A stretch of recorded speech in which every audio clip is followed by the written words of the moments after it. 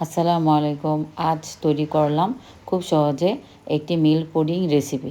মাত্র half litre দুধ, পরিমাণ মতো চিনি, 2 চামচ আগার আগার আর 2-3 ফোঁটা ফুড কালার দিয়ে তৈরি হয়ে গেল দারুণ সুন্দর 2 লেয়ার সফট পুডিং।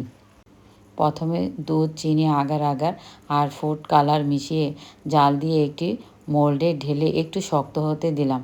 তারপর একইভাবে আবার নতুন করে দুধের মিশ্রণ তৈরি করে আগের সেটের উপর ঢেলে দিলাম।